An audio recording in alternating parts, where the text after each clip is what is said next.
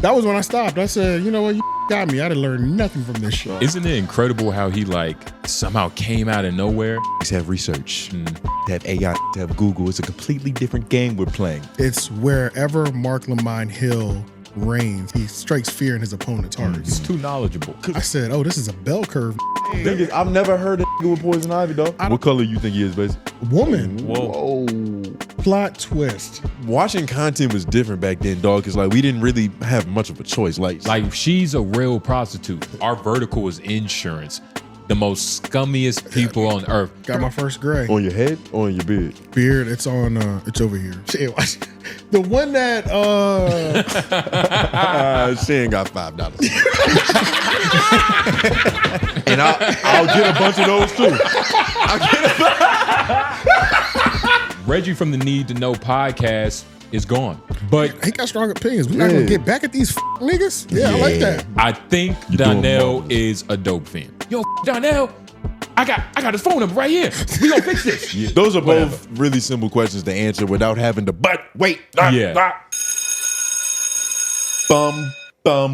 beat them, people. Welcome back to another installment of the Homeroom University podcast. You see, it's the pod about your favorite pod. I'm your classmate, Tone Groove. Jay Noblez. AJ the Menace. And back on the boards. That's me. Lauren. White man in Jamaica. Yeah. White man's in Jamaica tending to a shark wound. But in the meantime, like the video, share, subscribe, comment down below your hashtag office hours partner in the end of the show. We get to really talk to y'all, get to get one-on-one connection type of shit. You get what I'm saying? But also check out the $5 Patreon. It's not gonna be $5 for long. Appreciate everybody that's been supporting, commenting down below in the live chat. All the love, much appreciated. We might have to raise the Patreon to $5.45 because you've been saying they ain't gonna be $5 for so long that they don't believe us. They probably calling the bluff. I probably can do that. They probably would let you do change, like 99 or something. 45 We have to do random, like a random number though. 535. Yeah, exactly. Like it can't be 99 or 89. It's got to be some 47. Something odd. Yeah. Yeah, That'd be funny. Number. Yeah, we're gonna have a short episode again because we feel like it. Yeah. I mean, like this is what the day permitted. Yeah. So yeah, man. Let's just get into the very first topic, which is how did I title this? I think I titled it Joe Budden podcast. The Joe Budden podcast added Marc Lamont a couple months ago. And since he's been added, he's been striking fear into the heart of all podcasters and radio broadcasters alike. Especially the pseudoscience ones. Especially those, the DJ academics. It's wherever Marc Lamont reigns, he strikes fear in his opponent's hearts. He's too knowledgeable. Because we're in the new decade to where brawn isn't stronger than brain anymore. Before in the caveman era, if I was stronger than you, I was telling the truth. Yeah. Whatever I said was fact. But now, niggas have research. Niggas have AI. Niggas have Google. It's a completely different game we're playing. Niggas write books. Yeah. Niggas actively. Actively. Niggas podcast and write books simultaneously. Yeah. You know what I mean? And sometimes all the books you read on your bookshelf ain't enough for a nigga who wrote the book that's on your bookshelf. Oh my God. He challenged the book that you read with his own novel. Mark is too smart for a lot of like podcasts in general, and not even really black podcasts. Like if we want to like label all of them, like what's black podcast now? Joe Budden, $1 million worth of game, $1 million worth of game for sure. Nori, 50% of brain. He's too smart to be on all of them. Now, do y'all remember when Ish said that he can go toe to toe with any of these black podcasters in the game? Y'all remember that, right? Yeah, I remember that. Yeah. And he stated that very boldly. And then Marc Lamont was one of those names that came up in that. I just added it, F Max, so that you can pull that up before we watch the most recent debacle where Ish is sick of this nigga. Ish is sick of him to the where he won't even engage. He'll try. It's getting to the point, but let's just hear what how Ish feels about these niggas. When somebody first. says all you're gonna do is use big words, you know what I mean? It's kind of feminine. It's bad. It's a little bit. It's waving the white flag for real. But let's listen to how Ish thinks of his potting abilities against everybody else. I was in some change of shit. We didn't disagree on much. Yeah, outside of interracial dating, that's it. me and him don't have, it. I mean, I got a little bit of different views to some of this shit, but outside of interracial dating, We agree on most. He can't walk in You here. had no choice. He can't walk in here like that. You had to agree with him. I don't have to agree with that nigga. Yes, you did. I did not. You couldn't disagree. Why couldn't I? Because look what happened when you disagreed. Y'all pom-pom. I mean, if you want to avoid accountability. Let me say this on your behind the scenes so you can mark it up and clip it. There's nobody in black media that's just gonna shit on me academically. Marc Lamont Hill, Dr. Umar, whoever else dick y'all be on, nigga, I'm smart. I'm well read. I don't gotta have the degrees, and I got a bookshelf to prove it. That's it. I'm not. Yeah. So Does this shirt say clarity? Yep. Oh my God, the irony of this. So that was not too long ago, honestly. And let's roll that into what happened when him and Marc Lamont Hill got behind the scenes and how he engages with those niggas that he can wrap circles around. His subordinates. Right. brought scientists in to say that black people were inferior, mentally inferior to white people, and they had scientists that proved it. Can I respond to that? Quote unquote proved it. Can I respond to that? The science that you're talking about, phrenology, which is the sort of early. Am I wrong? Did I say something wrong? No, you're saying a whole bunch of words to say ish. You're right. They did have scientists that came in and said a bunch of bullshit. Can I respond? Because you said to let you finish, and then you started rolling your eyes and turning red. Phrenology was not a science. That's what I'm saying. I'm not saying a bunch of words to say you're right. I'm saying a bunch of words to saying you're misrepresenting the history of this. I actually know a lot about this. Can I finish? No, because they had biologists. It's not just one science. And this is when you start. You're wrong. You're wrong. You're absolutely wrong about this. Hey, Mark. Can I finish? We can have this conversation. No, hold on. We can have this conversation. You say you don't like to get cut off. I don't want to do it on the camera. That's fine, but you said your whole thing, and then I said 3 words. You come in and say I'm saying too many words. Do you mind if I respond to what you said? May I? If it's okay with you. Phrenology was not a science. It was a pseudoscience. It was. Ish has on a boot too. Yeah, like he's still. I think it's from that basketball injury, right? From when they played. Still from basketball. God. From when they played This with nigga each need other. iron in his body. I think it's from then. Because Fuck remember that knowledge. crazy when he bust his ass over? I think that's when he hurt it. He still ain't recovered from that. Nah. Jesus Christ. I feel like when niggas have injuries and they have to wear a boot, that boot be on for a long time. I think a part of that when you is were in like high that school keeping and you it on wanted too. attention. Yeah, Oh, a part of okay. him is because I think there's a time period to where after that you could take it off, but he might not feel comfortable in his ankle stability. Nigga, Yo. He's more confident in his takes than he his probably ankles. just want attention, but So this nigga, And you know, I don't know. What's crazy about the conversation that they're having is that all you got to do is Google phrenology, and then you'll learn that Marc Hill is right. well, Mark and on the fact that Mark yeah. LaHill. Yeah, Mark fuck it. His name's so long you got to merge it. and the fact that like he actually knew what he was talking about. Like he said, he was writing a book. He's writing a book right now, Or or he he just wrote the book. finished Or he something just like So that. he just Yeah. got to get in contact with a publisher, however that works. The book Mark imprint. is smart. He knows a lot of information and like a lot of different subjects too. So what I'll say also is that Mark is not completely off the hook. He is wrong for enjoying twisting the knife in a nigga that's wrong. He enjoys that. So he's that a sore can't be winner. That can't be a little bit. He does it extremely classy, and it is technically it's all fair, but he does get a certain kick out of being right and twisting that knife a little bit. But now that's okay But because that's- I enjoy watching a nigga. You know what I'm saying? And that's enjoy the pleasure that you earn by actually doing research. That's true, Because that's true. a lot of the times you end up arguing with niggas who just read a headline or who have a real strong opinion on some pseudoscience shit. So it's like, okay, now it's time to level with the idiot. Yeah. And I'm gonna enjoy doing this. Well, Ish has been completely.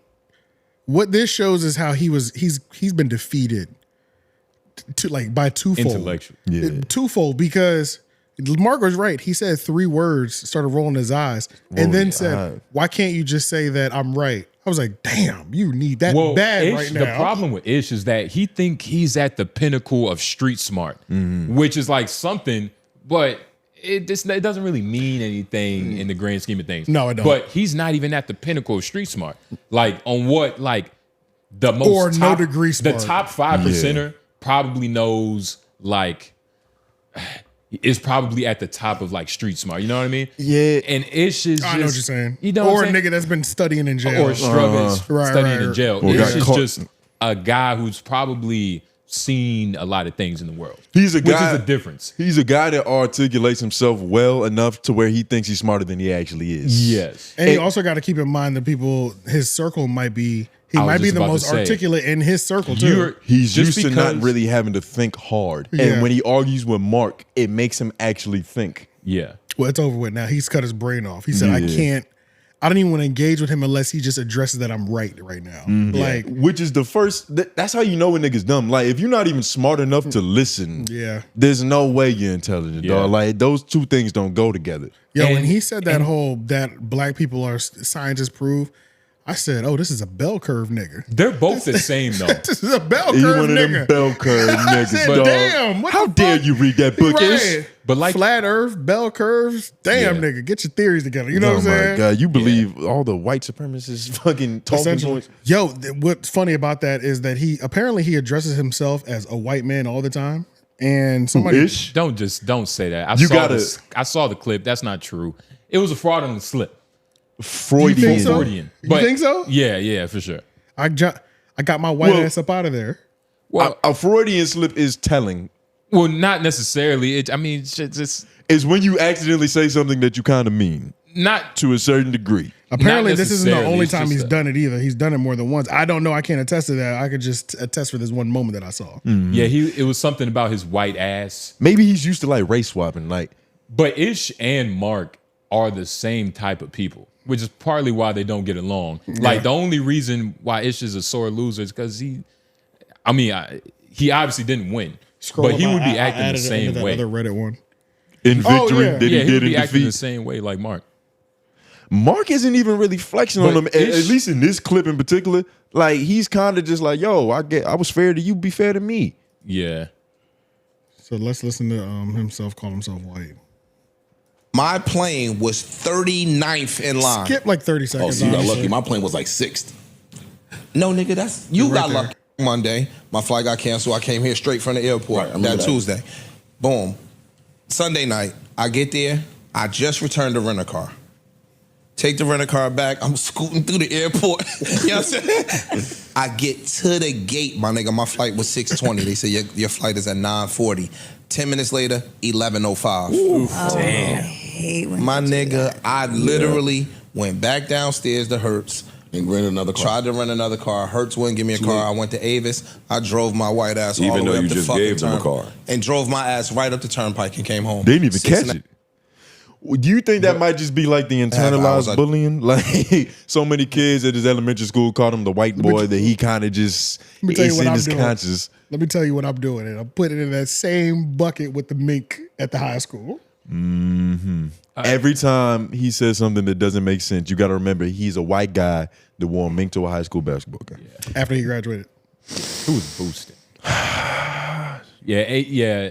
Ish could have done better in life. Just by his complexion.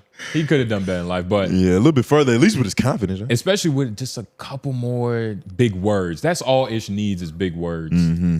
And the thing is, he went out his sad, words man. are big to his normal demographic. Like I feel like what you said earlier, the normal niggas he talked to are impressed. Yeah, and he's not with somebody who has higher level conversation than that. I think he's genuinely sick of him though. Like he's sick of him in terms of the way he accepted defeat like that. As Mark was just beginning to speak, that is like full roll over, show your belly, like I just can't do this no more. And then it was like, you want to have this moment, and then as soon as you think it's not going your way because he didn't say it's right, we could talk about this off air. For what? Because of public perception. Like I think that he wants his intellect to be as revered as Mark's is publicly.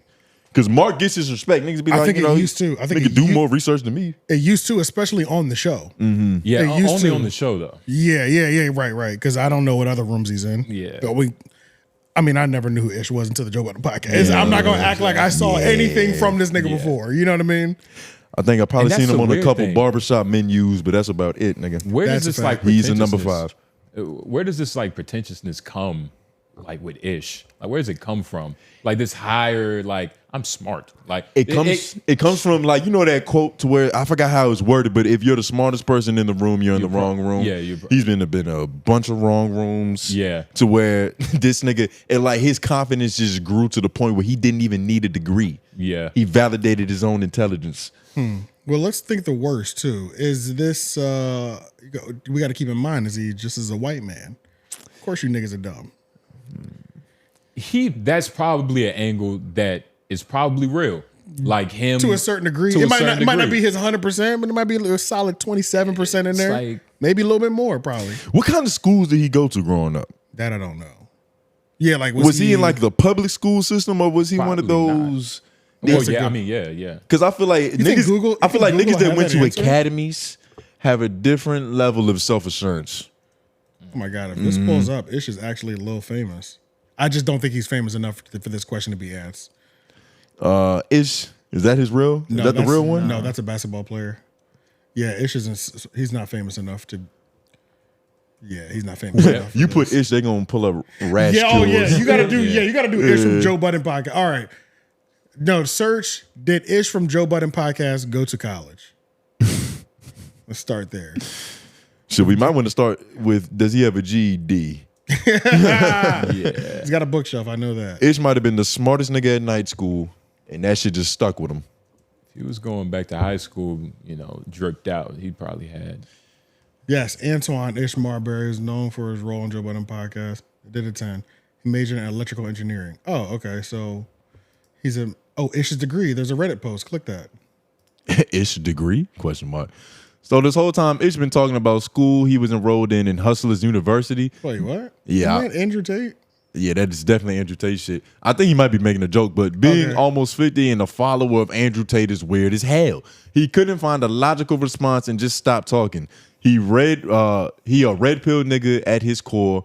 When are we gonna be honest about Ish being emotional when he loses an argument? And this was 2 years ago. This is a nice little callback. Nothing right has here. changed. So wait, what was this whole Hustlers University thing? He enrolled in that shit? That was that Andrew Tate shit, his monthly thing where it was. Are you teaching business and pussy, right? Yeah, essentially, literally, yeah. That was the main thing. I'll teach you how to make money off these bitches. Yeah. So if that's your only credential, Ish, I don't know.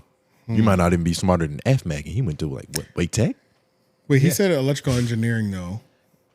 Yeah, electrical engineering. So there's got to be a university tied to that. It has to be. I wonder. I feel like a community. I feel like Wait Tech got that course. Electrical engineering. Sure. I got an associate, so I can't talk too much shit. Yeah, I don't have higher than that. You know what I'm saying? I mean, but you're also not flaunting it either. Yeah, I'm not. Which is a completely different thing. Like, you tell people how dumb you are. Yeah, you're not trying to myself. push your intelligence on people, which is it's a weird I don't thing. know. The comments say different. The comments definitely say different. I feel like when I was at No Jumper, I definitely was acting like Ish. But I also felt like I was. But you were at No Jumper. Exactly. I felt like what the fuck was you supposed to do, nigga? I felt like there was a time and place for it, and it's a purpose. I can only talk to these niggas a certain type of way. You know what I'm saying? For them to learn. Right. That's the only way to teach them niggas. When I said the shark, I said, no, you don't understand. I don't mind explaining it again. Let's slow it down. You said you need a PowerPoint? I prepared everything. It's a time and place. I'm not doing that all the time. Nah. Yeah. But he's necessary for a good podcast. Oh, this is great. I mean, I don't think this is anything like. I think Ish's ego is just going to have to. This is good for him because if anybody felt like his role on the Joe Budden podcast had gotten too like pretentious or anything like that, this is a good check for himself. This is good like podcast training and ego training because like we're seeing the worst of the ego in these behind the sines right now, where it's like, hide it. You know what I'm saying? Where the camera's always on. Right. It's like, we'll talk about this off camera. Like, I don't want to go just say I'm right. This is good training for when he does leave other places and not lose himself. But it doesn't seem like he cares. He's always going to like kind of just start yelling and lose his emotions. I was about to say, the problem with a nigga like him is that he's already too headstrong to feel like there's a lesson to be learned. Yeah. So I don't think, if anything, this might fucking fuck with the chemistry of the show. But whenever Ish is like doing something outside of Joe Budden, it's pretty good. I saw an interview of him. He was talking to this older black woman. Yeah. I didn't know what it was, but they were talking about relationships, love, and happiness. Like, Well, that was But just red pill stuff, right? Yeah, I was just about to say red pill shit. like That's where I his- see him most of the time. That's his lane. So it's like, and I always said he was a red pill nigga because I used to think, how does he not get tired of just like defending the red pill points? It's like, feel how you feel, nigga. These are dead debates now. You know what I'm saying? Like, you gonna feel how you feel about the red pill shit, how men and women communicate, and that's the only feature that you're doing podcasting wise. I'm not watching that dumb shit. Hell no. Yeah, like we're burnt out, nigga. Like 2020, 2021, got more than enough. That was a lot, we bro. don't need no more. of that. We don't need no more. It's a lifestyle for some niggas, not just a debate topic. Fresh, You gotta, you know. Myron, going to the college campuses and shit. Like it's a lifestyle for that nigga for sure. Debating 18-year-olds. Fresh's new lifestyle is saying how dumb those niggas were for committing so hard, which is hilarious. I love that. I love that turn that he's taking. It's just, like I was just never with you niggas. This is stupid. Like look how they throw their careers away, their lives away. Like he didn't almost do the same Fresh shit. Fresh is the best, bro. He does talking catchphrases like that. Yeah. Only catchphrases, bro. Only catchphrases. Speaks in stanzas. I don't know. I just want him some milk with my cereal. And you know, it's got the cadence and it's catchphrases. Had to take a shit. Shout out to all the red pill niggas and their blind certainty. Yo, Pretty much, yeah. That's all it is. Yeah. All right. Rory and Mal podcast had DJ Head. So the debate that they talked about, this is a post Kendrick Lamar Drake debate between Mal and DJ Head. And Mal was feeding us two people that were feeding us direct information from these two sources, Drake and Kendrick Lamar, in the heat of the battle. The biggest spooks on the wall in the Pretty whole much, beef yeah. got together on the Rory and Mal Academics was getting the music, or he was always like, he was pretty much broadcasting and fully a part of it. But in terms of like inside source, well, I heard Drake said this, it was these two people essentially. And I feel like Daylight too, even though like DJ Head kind of like rose past Daylight. I feel like Daylight was like a point, we took them too serious. Yeah, there was a point in time. Yeah, when it was like, okay, if he said it, then okay, I'm looking out. And I don't even know why, like, it's just something about it. I just believe Daylight. Me too. He also said he was in the yeah. studio with Kendrick, I think. Yeah, he would always be like, yeah, he was pretty fucking close. He was around. Yeah, he pretty was always active. pretty close. But long story short, we finally got the debate that I don't know who wanted it. I mean, I don't think I didn't want it, but it's like, I think people wanted it. I don't think nobody wanted it, which is perfect. This might be one of those surprise accidents. Yeah, it's perfect. Sometimes you don't know what you need. A good performing one too, because how many views is it at in 2 days? This on the 201K. This is great. 2 days, nigga. And I watched up until they got me. I watched up until an hour and 40, I think. Yeah. Go to the chapters on that podcast and go to, I think it was social media was one of the chapters towards that like 140 section, I think. It was something about social media or social perception. Public perception. Public shift. perception. That was, social media impact. So I did an hour and I pretty much, that was when I stopped. I said, you know what, you niggas got me. I didn't learn nothing from this shit. I learned nothing, What but did you you got an feel- hour and 7:20. Hour and 7 minutes. You got a good hour 40 out of me though. I ain't mad at it. You know what I'm saying? I wonder if Drake and Kendrick would even choose these niggas as their representation. That's what I'm wondering, honestly, too. Yeah. I genuinely wonder that too. Like, do they sit back and watch and just be like, defend me, nigga? Yeah, like, you know what I'm saying? Pom-pom, nigga. Yeah. I don't know. It's just weird. I know DJ Head has the Isn't it incredible how he like somehow came out of nowhere, like through this beef? A lot of careers, dead ass, a bro, lot of yes. careers were birthed through the ash that, or for whoever you thought lost, like a phoenix, nigga. It was just like Us not being on DJ the West- Head, Curtis King, yes, fucking yes. the company man. I didn't really know about him. Me neither. I was about to say Me some of those are just personal ignorance. You know what I mean? Like I'm pretty sure DJ Head was doing his thing too. I think on the West Coast you knew DJ to Head for niggas who sure. mattered. Of course, Right. but this is what he wanted. Let's be honest. Right, to right, get right. on Rory and Mal. To be known as one of the door broadcasters. openers for the West Right, Coast. You know what I right. mean? Right. Big boy, One of the getting big old. voices. Speaking of Curtis King, after I watched this, what popped up in my algorithm was 2 weeks ago, Curtis King interviewed Punch. Yeah. From TDE. And then I was like, I felt like I didn't need this at all and was like, damn, I wasted time, but whatever. It was like, they got me. At least they had fun. Right. But then I was watching that and I was like, do I care about the Curtis King in Punch? Because that's not the same thing. It's not two people on opposing sides. Yeah. It's Curtis King who was on the Punch and TDE side. So it's really like, it's not really quite, it's all in your favor. Like, where were y'all at when y'all about to cook this nigga? You know what I'm saying? It's all like that, you know, like. And were there was there valuable stories that made it worth watching? I don't think so. Even though I think I learned, I didn't watch the whole thing. I watch a lot less. They probably got me for like 20 minutes.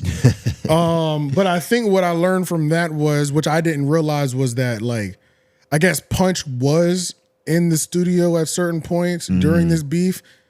I feel like he said that, and maybe I'm even wrong with that. But I remember me to myself, I thought that Kendrick Lamar was like not in his TDE studio or around TDE members during this beef. It felt like just like he was like on running his own mission. And it wasn't with like some random white intern. they just locked in. Pretty much just somebody behind a computer and him doing his thing. Day free. You know, like just a trickle of niggas. You know what I'm saying? Like Sizzle was probably there. She always it felt around, really like to me isolated. Like, but so I was surprised, and if that's to be believed. You know what I'm saying? So I don't know. And you probably would want to keep it as isolated as possible, like during this time, because any information that leaks or any sound bite of the song that can come out, like you gotta keep it tight shit with that kind of thing. Yeah, but I didn't need this. I can't believe they got me for this long, and because it was like nobody wanted to. We didn't learn anything. The one section that I did screen record, it was pretty much them saying, I could say some shit that'll fuck the whole industry up right now. Yeah, I can too. But we're not gonna say it. Why are we here? You know what I mean? Like that's how I'm feeling. It's like, did they just show each other nukes and not press a red button? Pretty much. Like I got one too. Yeah, and that was it. We could play it. It's in the note. I don't like we could that play kind this in the note. Because now I feel like they both lying. Yeah, we don't have enough information to really debate them on it either. Nobody was giving on any side. It was literally pointless. And then I was thinking like, man, are we ever gonna have like an objective conversation about this? Yeah, I don't think we'll ever. Or it might be really far. I don't think it's too soon still. Like 1 year, I think it's too soon, or I don't even know what two people to trust to be like, let's watch them break this whole thing down objectively a year later and be fair about it. I don't know if there are 2 or even 3 people that we can put on screen. I can't think of any. You might have to call their mothers. It seems too fresh still. It just seems, I mean, we didn't get that at all from here. The TDE and Curtis TV, it was like we're both on the same side. We're just kind of talking about it. We disagree. Yeah. It was kind of cool to see like a super LA nigga talk to a super New York nigga. I always just feel like, I don't know. Just the like, LA thing. Even when he asked him, he was like, yo, so when you say where you from, you just say the street name and all that shit? You just give the whole location? So that sounds like a safety hazard. He was like, nah, New York big as shit, nigga. We could do that. That's like too much. I don't know how to say it. But I can't believe we're starting. Too much distance in between them?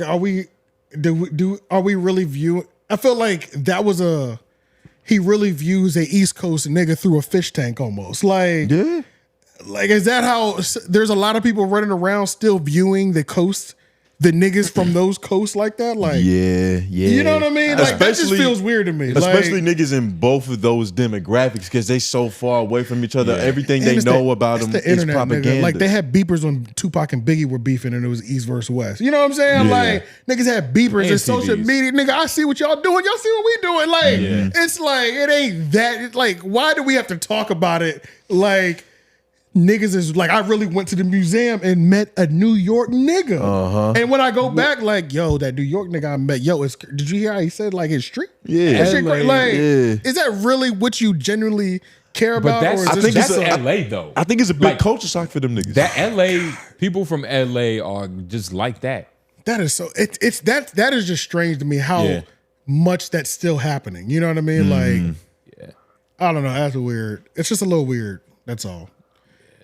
But yeah, Maul said he didn't remember anything from before. He kind of lost the battle. He kind of lost this debate immediately. That was so outlandish.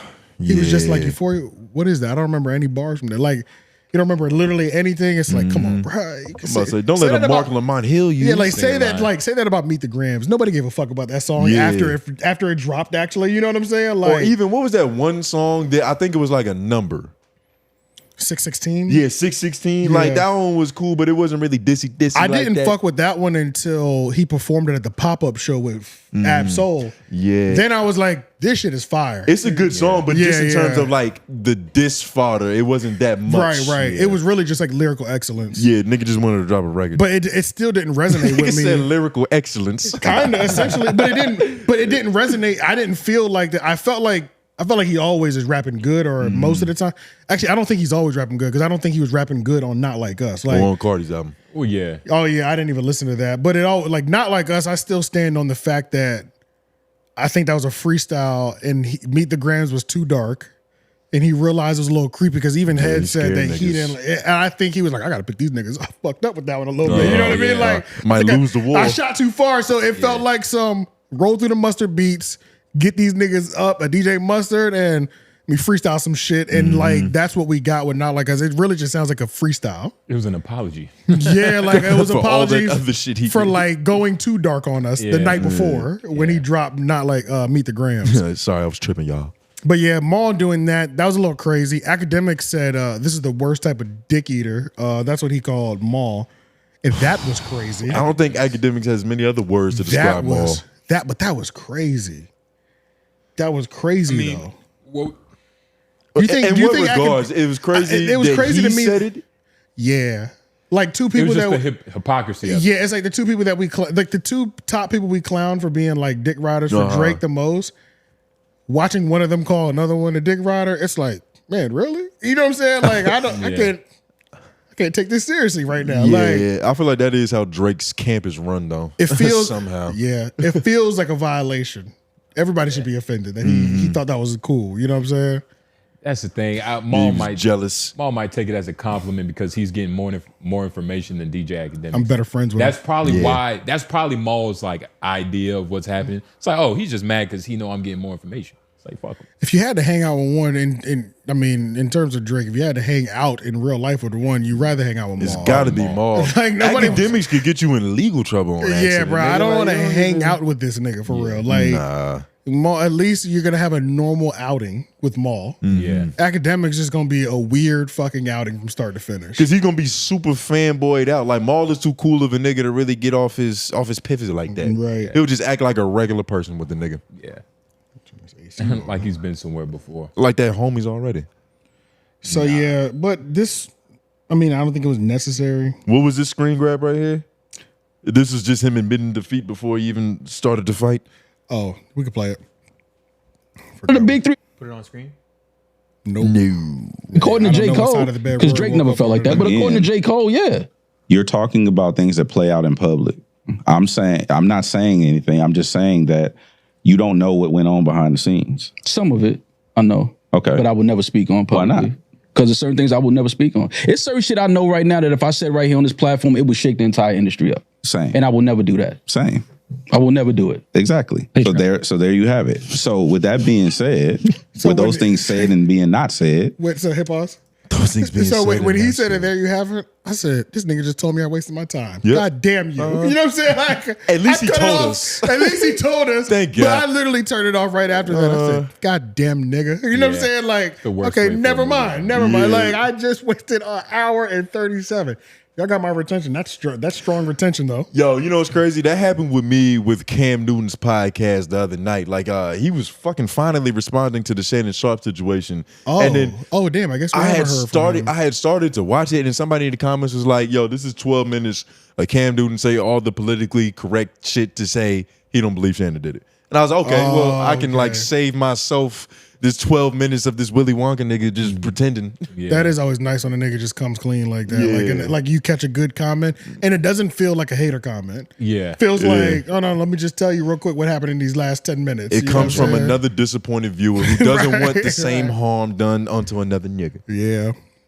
He's a good guy. It's These beautiful. niggas got me, man. It is what it is. But yeah, it did make me think a couple things. Just like I'm almost positive. I don't know if we'll ever be able to get like an actual objective 1 year breakdown from like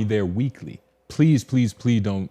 Please don't put Pierre in her place. And go to the other one. Wasn't there another one? She was who brought this person there weekly. Every time I never heard I anybody had say that. watched. Every time I had watched their full shows, she was always the one that I was always not longing for more from, but I'm just like, I wonder what the fuck she thinks about this shit. Right. You know what I mean? Like, you would get Alex's point, you would get Savon's point, but Reggie, For sure. They both would have points, and hers was always just the middle of both. or just like maybe asking a question, being emotional support. But I never really, or don't do that. Never really felt like I knew who she was. And apparently, in their new episode that they dropped, I'm guessing Pierre's the big dark skinned dude.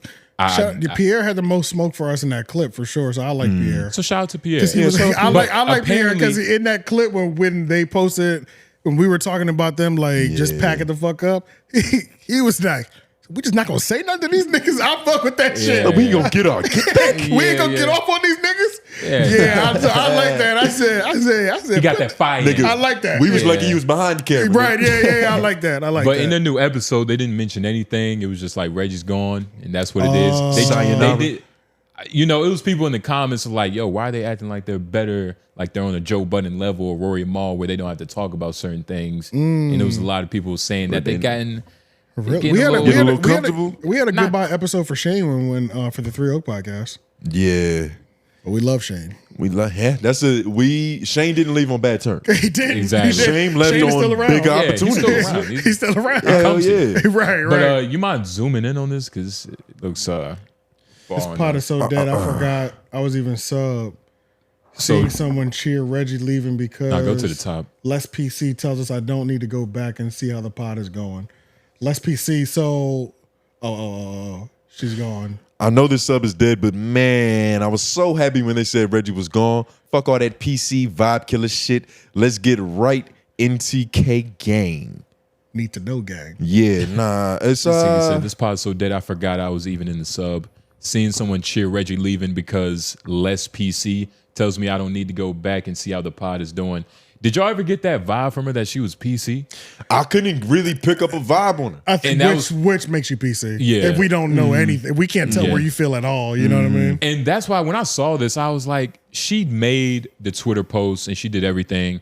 And I'm pretty sure it was a lot of people that were sad that she was gone. But I still never felt, anything for her. Like, I guess I understand where you're coming from, where you was like, I want to see what she has to say about certain things and woody woo woo. But that's what you said. That's what you said. But hold on, that's literally you said it with a different tone. No, you wanted to hear her opinion. It's more so just like I'm watching a podcast with 3 people. Right. Why and it seems like these motherfuckers having a lot of good Why is there only discourse. 2 human beings? That's what you're saying. Exactly. What is the point? Yeah, I bet. Right. I just want to find out what the point fact of that you're her sitting being there, I is. should know something. Yeah. Right. Fact. Be engaged, but I don't know if let's go back to their YouTube channel. Yeah, and watch this. I don't know if because there's a time marker in here, but they said don't put Pierre on the mic. Maybe he's like, I don't know because we don't watch this shit. Maybe he's viewed as like an off-camera nigga that talks too much. But they definitely have his own channel. And the last time I was on this channel, he was like behind a computer. But now he's like not behind a computer. He's like in a chair that's off camera with a mic in front of him. Kind of like how like Joe will have those like additional spots off to the side. You still get a camera and you're not behind a computer, but you're like. I think he's behind the computer in this one. Nah, skip forward just a little bit. Try to, look. Oh. See? There's no computer. No, he's just on camera, off camera. You know what I'm saying? yeah, it kind of does look like he's in front of a It's computer though, right? Maybe Doesn't a it look like laptop. he's in front of a desktop? Well, just hit play. Don't put it on the screen just so we can like watch the movement to see. Y'all okay? Like, yeah, I was getting tight. I'm like, damn, we trying to do a new show with me, P and Q, and they worry about the main joint. Yeah, I mean, naturally so. Like, the main thing is the main thing, right? Yeah. But yeah, I just want to say thank you for everybody who was concerned. Everybody was like, yo, where's the pod? Like, I didn't realize, like, so obviously, and this is how I know I'm a little bit toxic, because I took the people that always reach out to us for granted. Like, there are certain people who support us every single week, no matter what. You didn't like the fact that he called himself toxic. He's a bad boy. Like, that's the type of shit that makes me not finish the show. Nigga he smacked his own wrist. Yeah. Right. He's like, I'm a little toxic sometimes. You know what I'm saying? Like, I can't finish watching this shit. Man, I'm just thinking about if I said that genuinely, y'all. you wouldn't get that shit off here. I couldn't. It would be bad. I couldn't. We'd And hold you accountable And for if that. I did, y'all wouldn't stop. That'd be That'd be a running joke. Right next to your bidets and every other thing you've ever did wrong, you're falling. Yeah, nah. So but I mean, last time I saw him, at least he might have had a laptop in front of him. But I will say, like last time, which was months ago, he was definitely more visibly behind the screen. You know what I mean? Yeah. Like, Yeah. this is like almost like a slow walk him into the set. Which I think is not a bad idea. Right. Because I feel like he immediately already has more presence than Reggie did. So Yeah, No, that's true. you know what I mean? Yeah. definitely more camera time. I don't know what his opinion's gonna be, but you know, at least he's gonna say them out loud. But He got strong opinions. We're not gonna get back at these fuck niggas. Yeah, I like that. Yeah, I like that. Yeah. I know where he stands. It sounds like He they don't need fuck his with it. energy in that room for real. I like that and energy. they're happy Reggie's gone. Everybody's happy. Like think it doesn't. so? Nobody's It's sad. Jubilee in there. She's gone. Like they didn't even try to make up. We're making up real stories every time we bring up Lauren. You know what I mean? There's no even type of like. Yeah. There's a space in between us that used to house an Asian woman, and it's not there anymore. They're Like, acting like it never happened. there's just Yeah, a right. fucking desk in there. Yeah. So, I mean, they're happy. There's no information about why. Even when the video first started, it was just like, yeah, man, people keep hitting us about the old show. They need to be worried about the new one. I'm trying to start. I'm trying to start. That was a player shit. That's That was a play. Alex said that, right? That was a player I was shit. like, yeah. Stop worrying about that old work, nigga. We got Pierre now. I'm stuck in the past. That is a player How shit. important do you think, I guess for them, let's just speak contextually for them. Yeah. How important do you think the woman perspective is for what they have to do? It's as important as the woman in the room that is speaking. Honestly, that's why I don't give a fuck how often Cherry don't show up. Cherry is Menace Material, and Cherry is a 3 podcast. Because when she's there, ain't a better woman on the mic. Yeah, literally. Cherry's keeping it a buck, nigga. Like you can't pay. Like you can't find that shit. Is not easy to find, bro. Yeah, a woman that's just raw honesty. For real, bro. Like like not trying to protect her image too much. In all things, like it ain't like she's not emotional or saying like everything, bro. Well balanced. That shit is invaluable, bro. You know what I'm saying? Like Cherry's too honest, nigga. But yeah, it's the shit, bro. I love it, bro. So in this show, no, obviously we weren't getting it. But if you do have that girl or that woman, it's always gonna be good. Think so? It's always gonna be good? Yeah, just because it's so hard to find a honest woman. Shit, what the fuck? You know what I'm saying? Like if niggas can find one, nigga, That's just a bigger issue. Right, yeah, nigga, you are up right now. You know what I'm saying? So yeah, you find one that's down to be honest, Fuck not just co-host, you off might have to camera. marry her. For real though. So yeah. Yeah, nah. I think it's always good, but it's not always necessary because we have so many instances when we don't need that shit. Or even think like, it's plenty of podcasts. Like I never thought like I need the woman perspective on the brilliant idiots. It's like Andrew and Charlamagne have always been just okay for me. You know what I'm saying? And their side friend characters who has been Schultz's brother, Wax, like Taylor is more than enough. Yeah, like I've never just thought, man, we really need the female's perspective added to this weekly show. Like. Yeah, as somebody else to bounce off of. That you know what I'm saying? Now that I think about it, I feel like only women ask for the women perspective on shows. I don't think I've ever seen a comment where a dude was like, "Yo, or y'all Marc Lamont type niggas, educated guys and average women." Yeah, those are the only two. Those are only two. That's a good point. Possibly. I mean, I just know for them. I mean, I don't know. You think people are Everybody offended was that they're excited for this shit. I mean, even when you look at this is episode season 3, 300. episode 2. I don't think that's it. I think that's episode 302. Nah, it's season 3. Is it? There's no S. That's an E. Yeah, it's 302. It's the episode. It's 302? Yeah, it's 302. This show's been running. This show for Savon is like 3 podcast for me.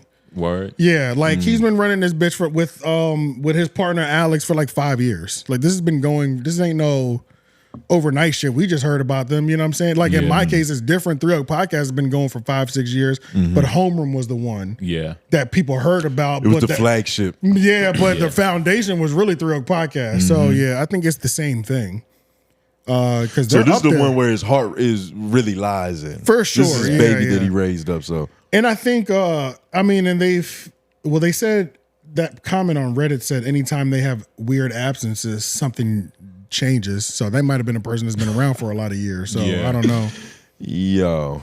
Yeah, no, that's crazy. It's strange. And I mean, hey man, I never disliked Reggie's personality or like her as I don't think she human. gave us anything to dislike her about. Yeah, no, it was just perfect, which might be middle worse. of the ground, you know. But no sweet, no sour. Yeah, she's definitely. I wish her the best. Honestly, It was a graceful exit. Yeah, I wish her the best. What do you think she's about to do now? Because what was her? I don't even know what her her occupation was before She the was a Need to Know writer. podcast. She was a writer during the show and everything. She's a writer for like some magazine She's brand or gonna do something like something that. for Complex. She might have got promoted there, or something like that. At the magazine. I think really the only thing that would be interesting is that she pops up on camera on another podcast. I think that would be interesting.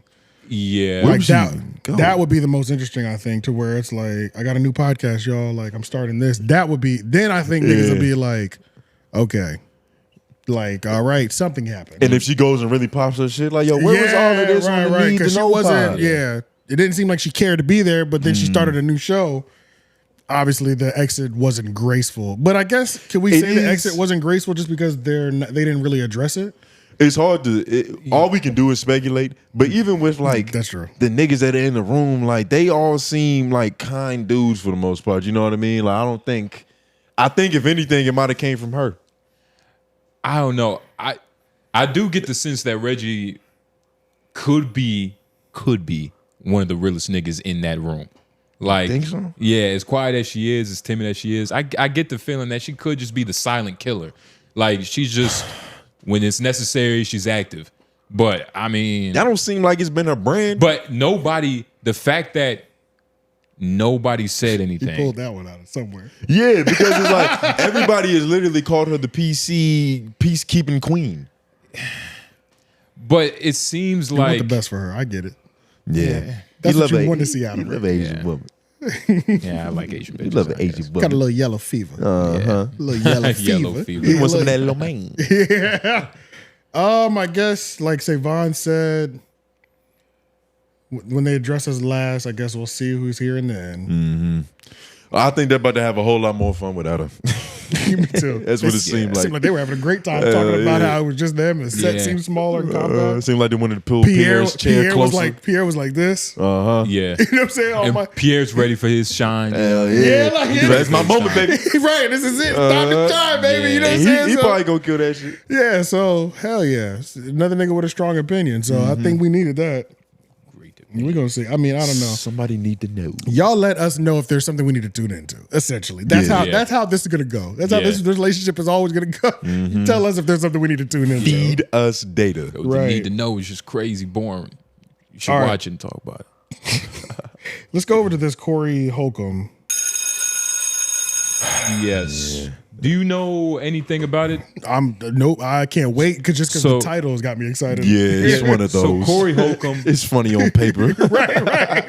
Yeah. So Corey Holcomb went on 𝙼𝙾𝚂𝚃's show, $1 million worth of game, and it was supposed to be a regular interview. You know, I think Corey's on tour and whatnot. Gotcha. It was supposed to be a regular copacetic interview, and it was going okay. I could tell, let's be honest, 𝙼𝙾𝚂𝚃 they're not the best interviewers. Yeah. I think it depends on who they talk to. They're perfect to market whatever bottle you're trying to sell, whatever like shirt you're trying to get off. But other than that, they're pretty mediocre commentary. I feel like Wallow's been slipping a little bit. Well, he's definitely slipped in this episode because I felt like he's the reason for this. Like he not even subconsciously, but he tried to mask him trying to mend this relationship as a way of like getting attention because he knew how it was going to go. As a grimy content section moment or kind of thing. Because COE or whatever. Literally. Because I was trying to figure out like what was the reasoning for calling Donnell other than ambushing Corey Holcomb?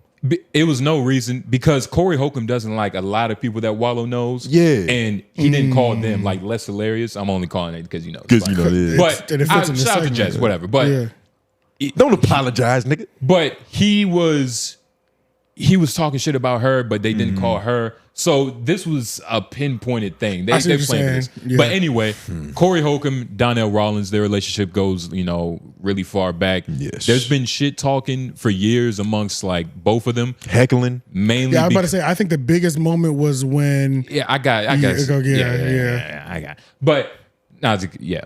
But basically, they've been talking shit for years. Corey Holcomb just been calling him ugly and shit. And Donnell was ugly, but when you hear him talk about how ugly it is, it's really you called him an it too. It puts it in perspective. Like Donnell Rawlings is a really ugly nigga, and he's brought up his wife and how Donnell Rawlings is insecure about his life because he got a woman that looks nothing like him. I think she's white or something of that nature. Or just very attractive. And yes, yeah, possibly. That's probably what it is. But he ain't broke, so can you just go to the time she better be attractive. And even the money that he has could be written away because, you know, you was on Dave Chappelle's coattails. And before that, allegedly. Go to the link underneath that. And that's kind of what AJ was about to say with the whole, this is what really got Corey mad when he disrespected him while he was doing his set. Yeah, this was the biggest. I think this is like the biggest point of contention. Point of contention. This is when they finally like their static met. It was the biggest in real life. Well, this has been up since then. It's been up. It's always been there. Yeah. But as soon as like Corey Holcomb had mentioned Dave, that's when Donnell got, you know, the feeling like I need to step up for my homie. Yeah. But let's hear this one more time in case you forgot. Take a walk back. You can put this on. You mouth sauce my mild. M-I-L-D. You ketchup. You ain't hot sauce. Nobody agree? So I'm wrong. Okay, I can be wrong. I'm talking about, but we at the what is this called? This is the Laugh Factory. We was at the Savoy, you wouldn't be able to be up here that long. Niggas be like, get your whole ass down, nigga. I came up in the hardest rooms in Brooklyn. And you ain't never with them rooms. You just yelling. Because I don't have a mic. I can talk to you straight up. You want to talk about it? You saying I'm mild. You saying I ain't come through the streets or the gutters is straight bull. And if you want to ask somebody, ask the mother that you know what I do. Ask them. Okay, all right. Listen. This be fair. Fair conversation. No. Let's be fair. Let's be fair and real. You say you keep it 100. Know how I get down. How? 32. I rip. You rip lights? I rip. You ask any ever see me bomb. Anybody. And you ask anybody that don't know me, I keep it gangster. I don't say you. No, bomb. you trying to say I'm a bum. I ain't no bum. No, I didn't say and that saw. Your is mild. It's mild. You know what? You know what you're doing now? You're a provocateur. You know how to incite people. Ain't nothing mild about my. People look at you. Ain't nothing. You was at the mall there, put you out with your hot dog in your hand. And guess what? You can say what you want to say. You can say what you want to say. You calling me a mild comic is totally off. So you a strong comic. I'm a beast.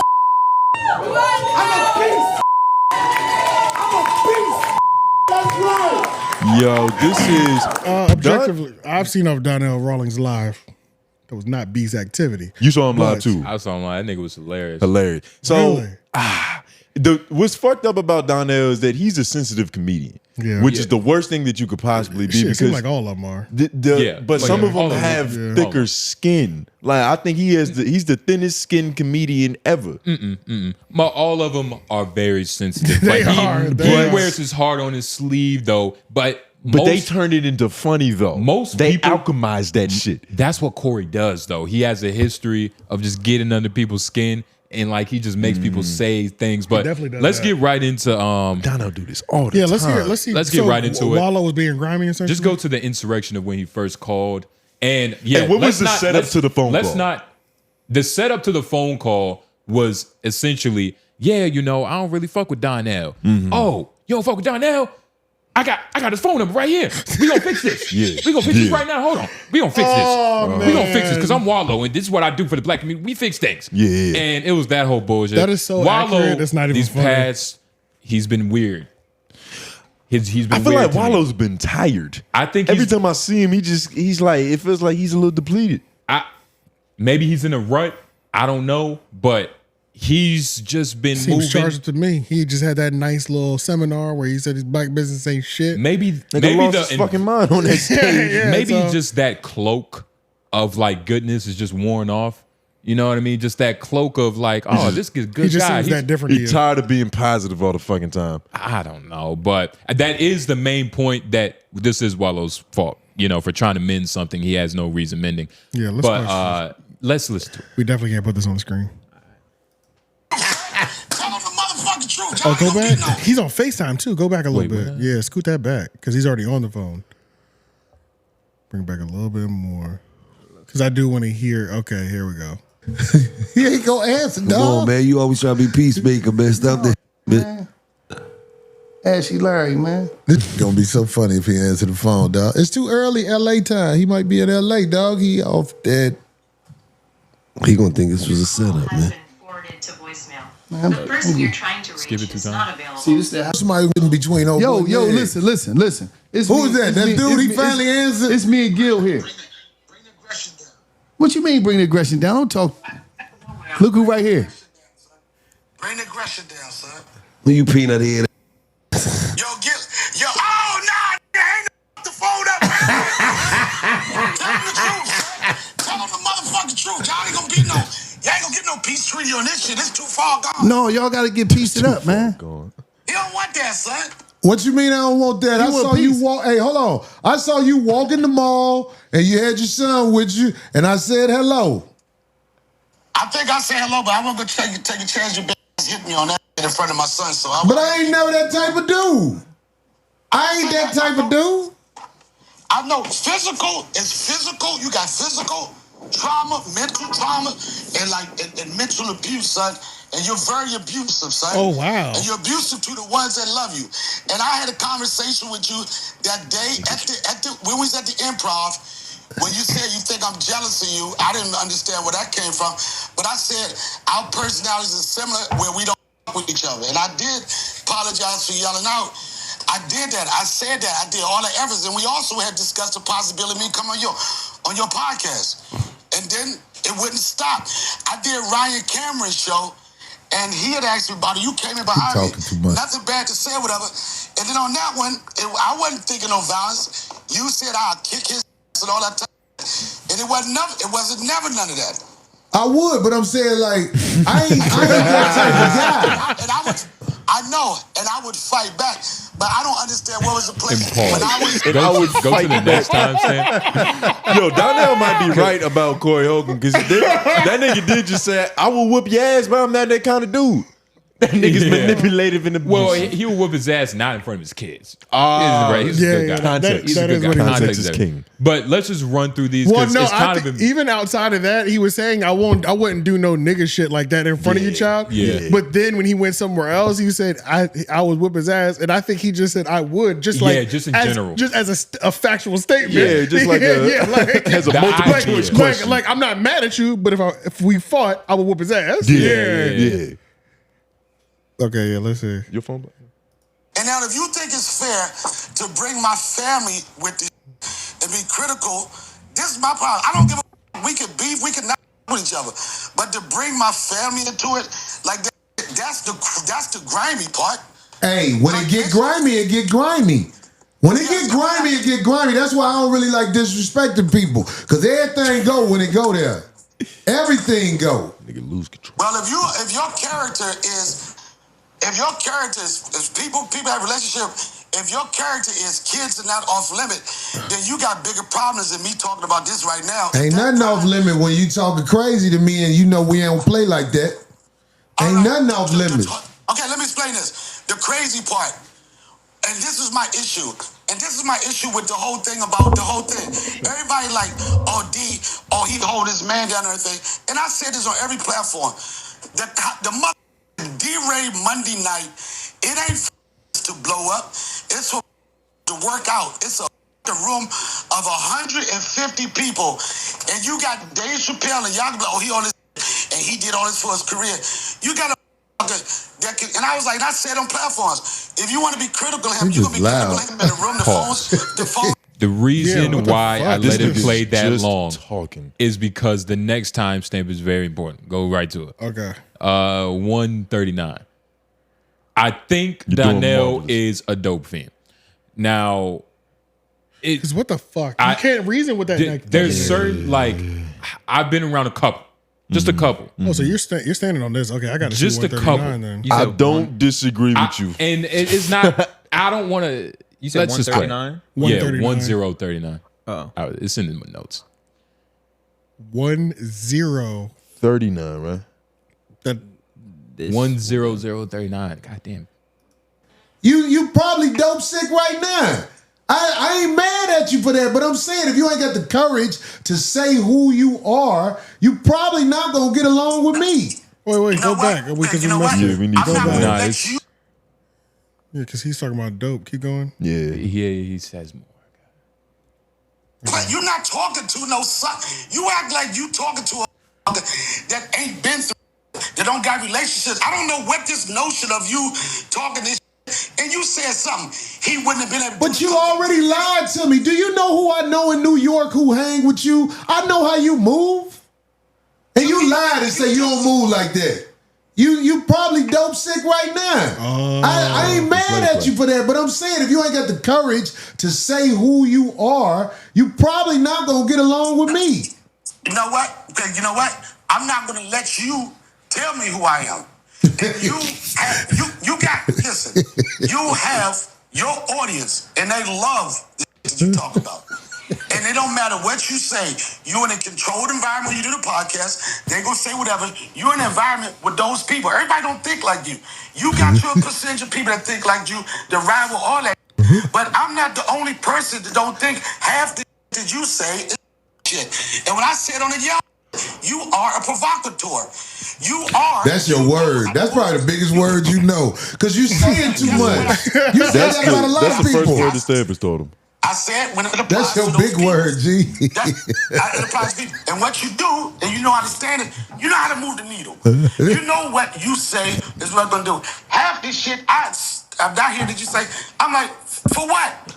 I'm going to start spending money on followers like you. The industry and we're going to find out. All this stuff I asked you, remember you said you don't do it. Remember you said you don't do it. I'm going to hire somebody to follow you. I off money on stupid. Pause real quick. So he never denied being a dope fiend.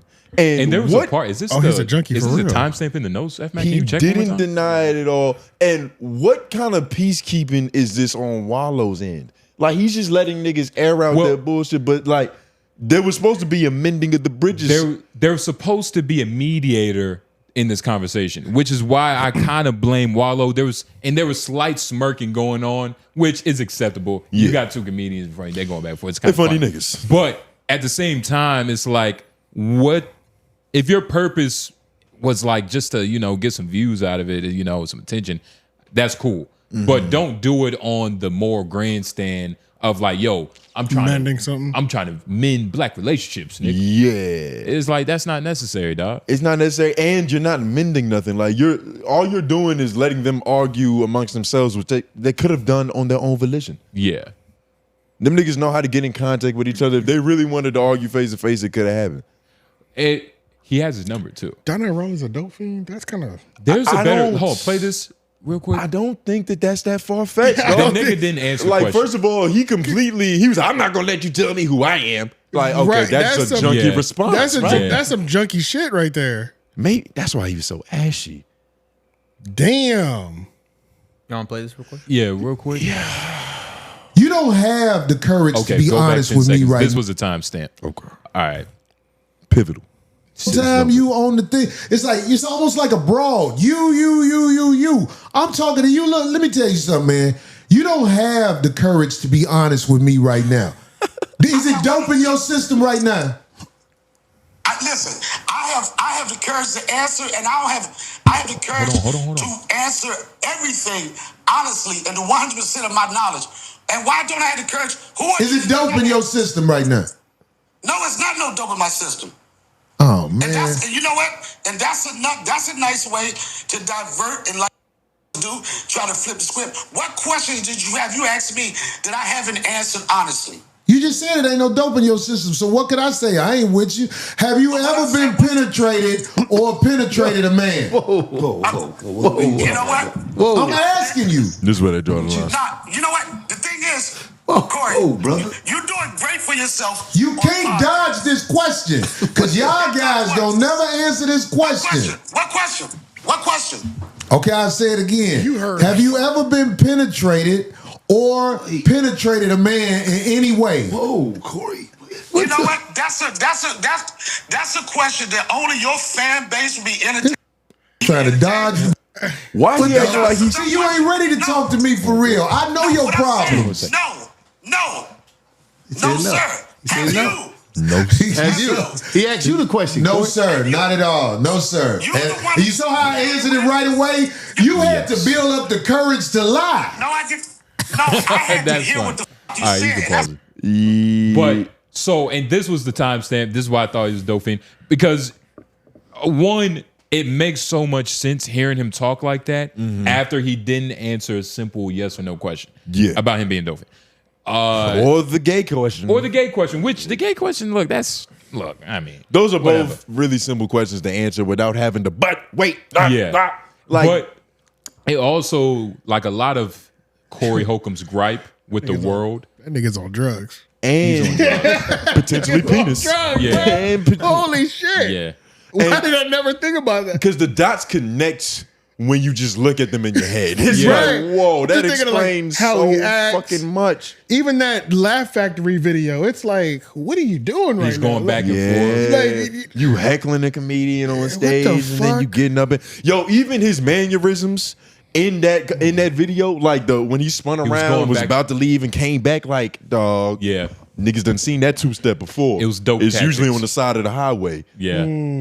That is Interesting, insane. though. And Dave Chappelle is a good enough friend and has enough money to kind of, let's not make this public domain. Yeah. Let's keep this under wraps. Let's keep these in these comedy clubs and But Dave shit. Chappelle recreational will do some bullshit too. A little cocaine? I don't know, but I know I doesn't feel like he shies away from like mushrooms and cigarettes and weed. Like Yeah, but all those things. that's a little different than It is a little the things different. that Donnell's probably associated with. You know what I mean? Like, Yeah. Dope, nigga. Yeah. All of those are like consciousness expanding drugs. You know what I mean? But dope. What Titty Boy was rapping about, nigga. He wasn't even 2 Chainz yet. Before he was Geeking and tweaking. What did he say to that news reporter? I can see you over there geeking and tweaking right now. Some shit like that. I'm sticking right now. I'm sticking. But nah, man. Wow. So Corey Holcomb. And Corey Holcomb's another, like his main point in life is to just tell the world that, look, man, there's a lot of homosexuals that's really holding back a lot of real niggas in the industry. Saying that's his main point in life is That's crazy. it's just bro. the main point. Let's go to the next time Like, stamp that's with his Godfrey. driving force. Is just to let us know how many gay niggas are out here. He's tired of these closeted gays. Wallow was wrong. I won't blame Gilly because it's like Gilly seemed like Gilly he was be along high. for the ride. Yeah. Just for this time. You Only know, for this time. I can see where you say that. And where Wallow's wrong. The main reason is because he literally didn't try to say anything. Well, yeah, he didn't do nothing, dog. And that's there was you don't conspiracy theory. Like, do you think that Wallow let Donnell know a little bit ahead of time that they was gonna have Corey on? No. You don't think so? Because you No. gotta understand, Wallow is friends with Donnell, and these are niggas that are beefing. He also. You don't think he prefaced this? I don't think Wallow cared enough. You get what I'm saying? Like, you think Wallow would care enough to do something like that? To let Donnell know that he was gonna have Corey on the show? I think so. I don't know. He would have prepared harder. Let's be honest. Who? Donnell or Donnell. Corey? Nigga, he's a dope fiend. How much more could he prepare? Well, also outside of that too, it's if like, that's true for a couple hours. Allegedly. Is it wrong to ambush a nigga with a call? But on who a got podcast ambushed? live? Donnell technically did. Well, Donnell did. Corey Holcomb got But ambushed. if you want to say that, because it depends on like. I guess it depends on how you. Corey I guess was it depends on literally how you view it because remember he called him and then was like, "Guess who's here?" Yeah. So that was at least while you're dialing, I can like kind of figure He out what I literally want to said, say. he literally said, "I don't fuck with the nigga," and Wallow's like, "We can fix that." Plus, Donnell could technically leave faster than Corey. Like, Corey's physically there. Donnell could just hang up the phone once it pans to him. It's like, oh, that's my op. Fuck him. And they used like 30 minutes of the interview to talk about like that shit, which it was just kind of disrespectful for Corey. Corey a legend, you know what I mean? Yeah. And Amongst- to waste even my though he fucking being podcast with that shit. even though he being bullshit, he's still a legend. You gotta they wouldn't do that shit with Dave Chappelle or one of his ops. Like that's just not happening. There was literally a moment where Corey Holcomb made like a sly comment. He was like, oh, nigga, take over the interview. Like, his shit now. Near the end, he was like, "Yeah, this is a weird interview, but I'll accept it." Fuck it. He literally said, "We might need to go back and watch it, but for now, this is Godfrey." Does everybody know who Godfrey is? Of course. Okay, that's good. On this show, they better. Black All Star. Yeah. But Godfrey has a podcast. I think it's pretty good.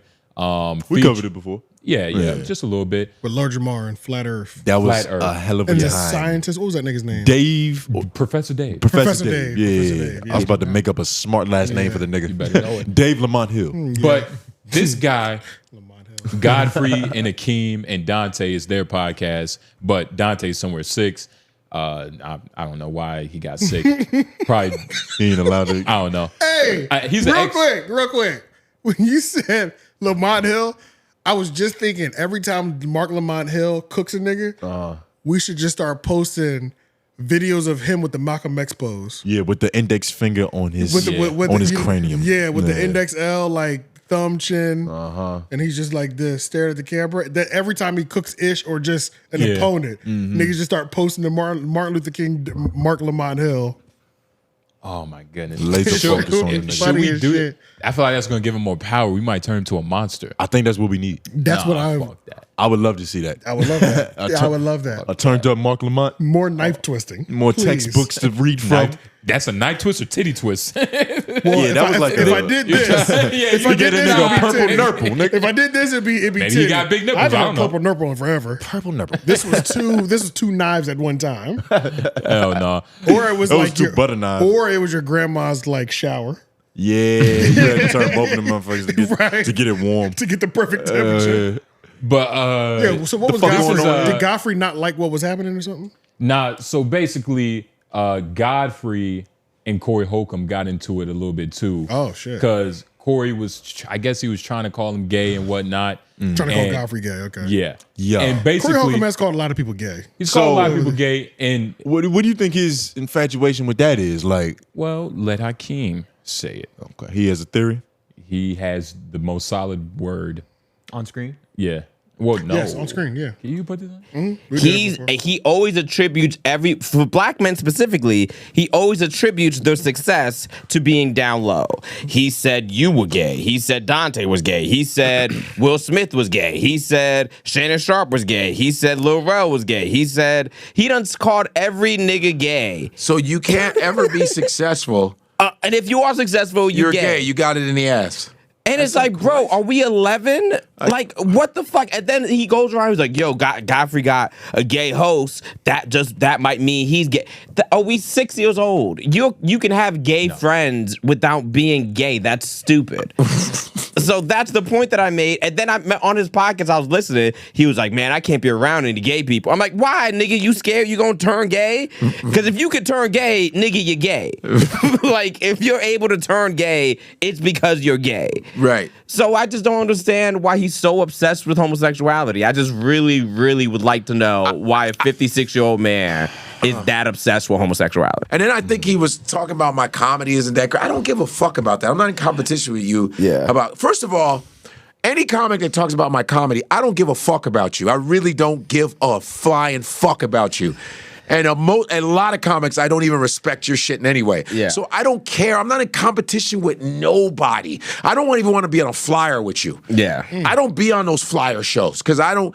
And this is not. There's a lot of good guys I know in comedy and women I go, but most of you motherfuckers, I'm not in competition with you. I don't give a fuck what you think about my comedy. I really don't. I really don't. Because they're not buying tickets. You're not buying tickets. The people. Listen, we've been in the game long enough. Yeah. So that is always the easiest route to go when a nigga keeps seeing gay and has a huge problem with it. But our old barber, shout out to him. Yeah. He was a scorned musician to the point where he was rapping, he was DJing. Rapper. Okay, I was about to ask, and like he tried to get into the industry and the industry didn't love him back. Gotcha. So his whole philosophy was you either got to be Jewish or gay to make it. Yeah. Or fuck it, a gay Jewish dude to make it. Gotcha. And that is the theory that they all fall back on, but it's always the people who didn't get as far in entertainment as they wanted to. Yeah. Yeah. And because they got to make some kind of excuse for the reason that they didn't succeed at the level that they wanted to. Right. That's what it usually boils down to. Now, I don't know if Corey Holcomb gay. He does have a particular, like, I don't want to call it infatuation, but the nigga does seem headstrong against him. I think it's phobia. Would that be considered that's actual homophobia? I think that's actual homophobia. Like blatant. Like I don't not think there's a lot of gay people, but I still think he just, you know. He's also 50 something. I do feel like there's like an older generation, like one of my grandparents, I'll just say that. They don't fuck with that gay shit. They just don't. You know what I'm saying?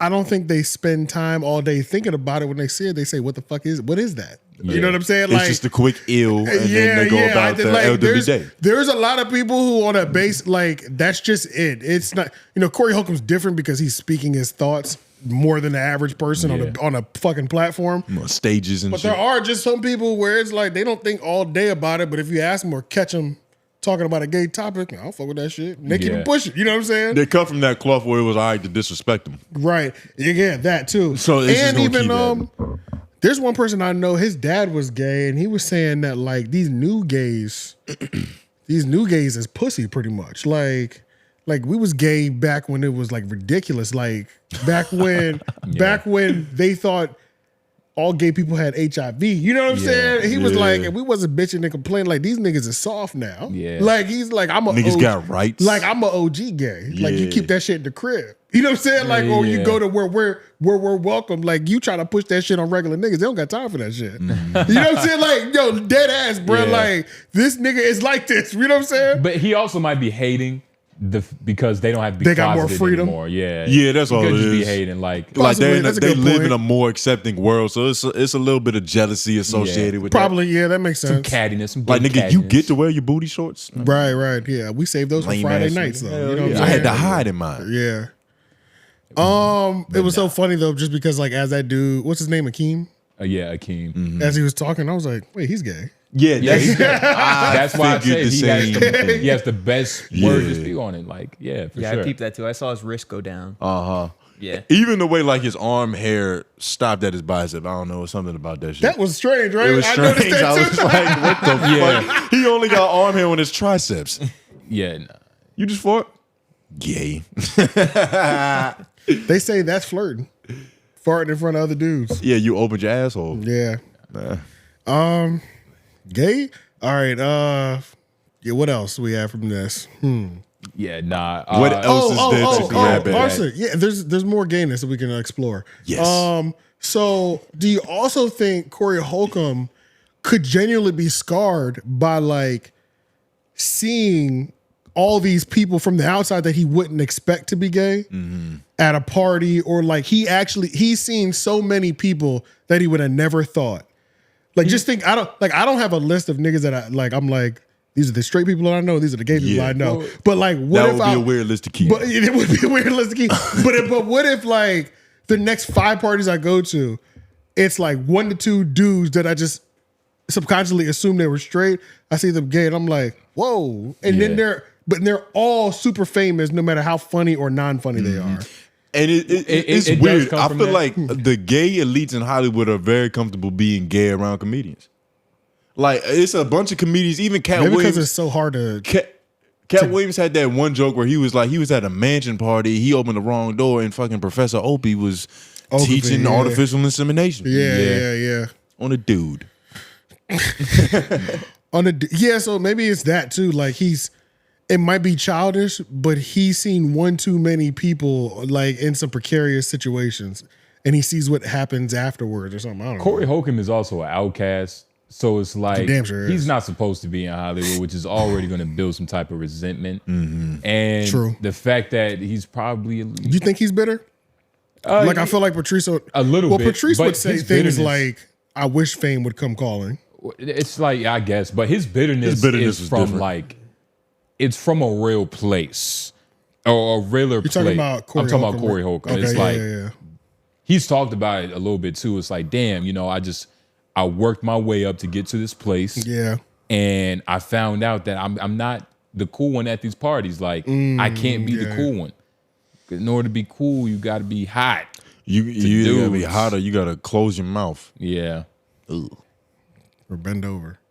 But nah, man, it's Corey Holcomb he does find himself in a lot of drama. I think the next timestamp is actually about that too. Everybody hates him. Yeah, I enjoy him. He's not. I think he enjoys being on that that ostracized part of entertainment too. Well, because his whole idea is that his intention is telling the truth. So if you're getting mad at him about him telling the truth, be mad at you're really turning him into a martyr. Mm-hmm. You get what I'm saying? And once you become a martyr, it's like it's impossible. You lose sight of what your actual purpose was. Sometimes I think it's really easy. But let's listen. I love watching his jokes. But also, Tony had a point because Tony said he don't fuck with Corey because he's always in drama. That's what Corey said. I watched Corey's episode of that. Yeah, me too. Right. And he has a point. Corey just proved his point. He's always in drama. And my thing is, I thought that Corey was in drama because that's what he does. And I used to laugh at that shit. Yeah. When he would make fun of people who sucked. Yeah. I laughed. I was enjoying that shit. I think he's funny. I was like, yo, but that shit's hilarious. When he talks about celebrities, he talks about everybody. It makes me laugh. It's funny, but what I think of the hypocrisy is, because I saw someone in the comments saying something like, some homophobic joke, which I don't give a fuck about that. But they're like, yo, you sassy niggas gossiping. And I'm like, wait a second. Corey gossips more than anybody. His podcast is essentially a gossip podcast. Don't turn around and call me sassy for gossiping when the nigga you listen to every week gossips as well.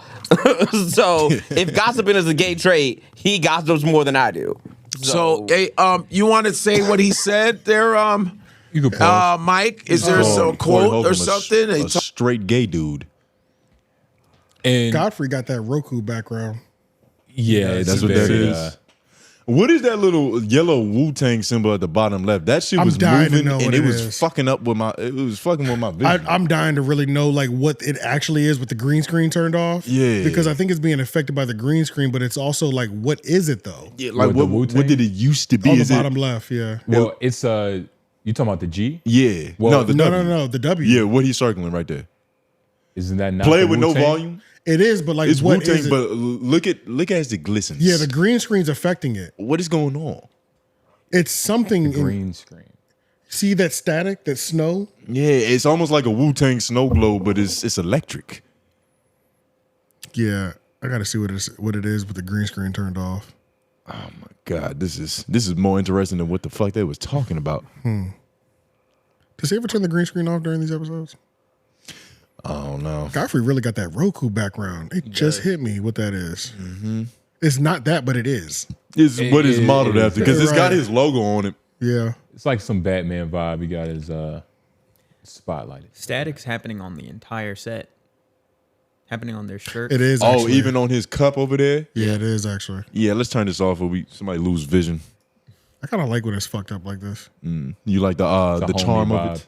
Yeah. But I mean, shit. Ultimately, I don't know. Corey Holcomb might be homophobic, and I think he might be the first homophobic comedian. And Wallow is showing his true colors by just adhering to this bullshit. Do you think that this was just lazy content creating? For sure. To the point where he was like, okay, me and Gil can just sit back and chill while these niggas, argue about 15, 20 minutes, and that'll end this podcast. And this will be a successful episode. Because it'll get some buzz. Yep. It'll get clipped up. The blogs will love it. And shit, then homeroom gonna touch on it. And then when I go and if anybody tries to judge me about it, then I'll just say, man, I was trying to piece it up. Mm-hmm. Yeah. So it was all in good faith. It was a lazy podcast, but that's what $1 Million Worth of Game has always been, though. Not always. It hasn't always been turned into. Take that back. Yeah. It's been that for a while. Yeah, definitely. So much so that you forgot when they was, I did. rocking and rolling. They just played Club 520 in basketball.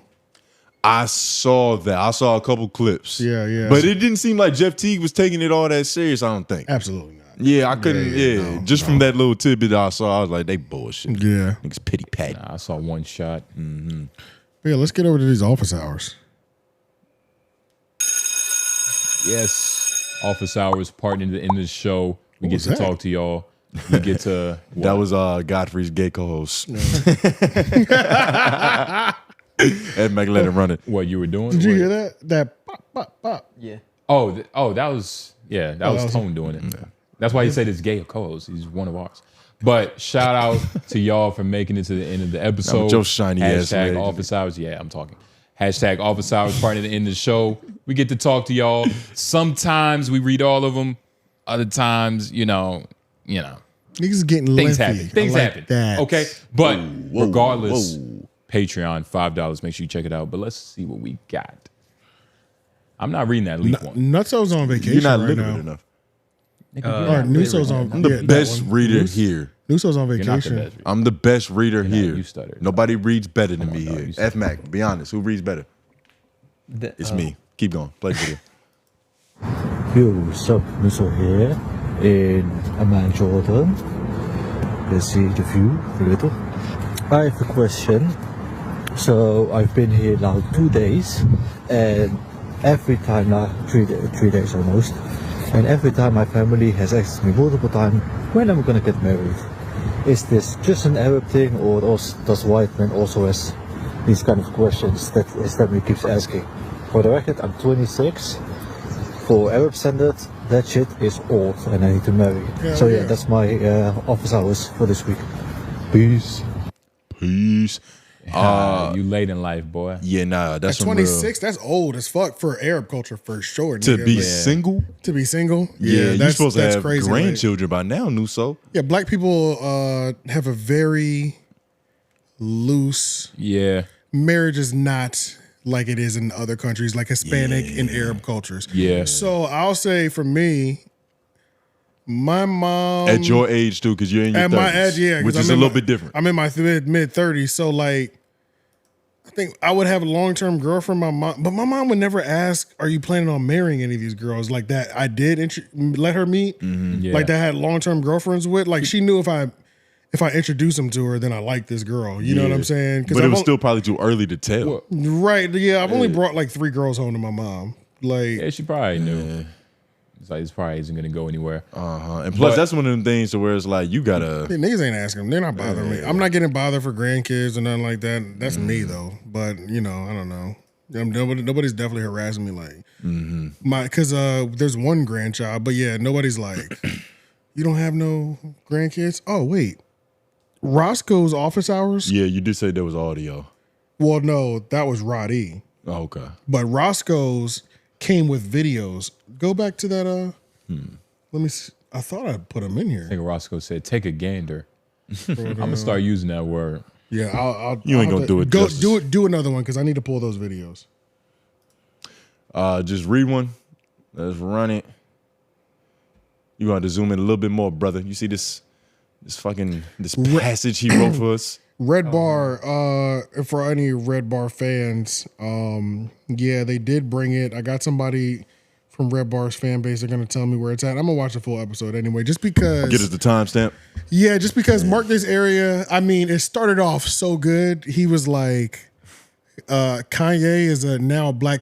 And I was like, oh man, this episode's about to be lit. You know what I'm saying? Like, You I was went like, for it. yeah, I said this is about to be great. So I never heard that combination of words before. yeah, so I was like, I'm definitely watching this episode. So I'm sure I'll catch it. But they said, yeah, it's somewhere in there. It was brief where he mentioned y'all. I'll find it for you. Just know him and his wife Jules love you guys. That's amazing. We Shout love out Jules we and love Red Bar. Bar and Jules. We love Mike and Jules too. We love y'all too, man. We gotta support them more. Yeah, facts. We gotta support them more. We gotta Nah, we support really our do. white homies, man. We really got to just support the niggas who've always looked out for us. Nah, I mean, For real though. if it's always been love, why not reciprocate? Right, that's a Race fact. relations are better in this country because we're cooler with Red Bar. Indeed, it is. Shout That's a out, fact. Leak. Hashtag office hours, OG Menace, AJ. I think y'all missed the point in my office. I was talking about respecting academics. You spelled that wrong. I don't Leak. think I answered that either. I think I was gone when y'all answered that question. Potentially. Yeah, I don't know why he would even mention you then. Right answer, yeah. TYT Sports has a clip of MLH and Ish arguing Ish does not respect Mark's information gathering.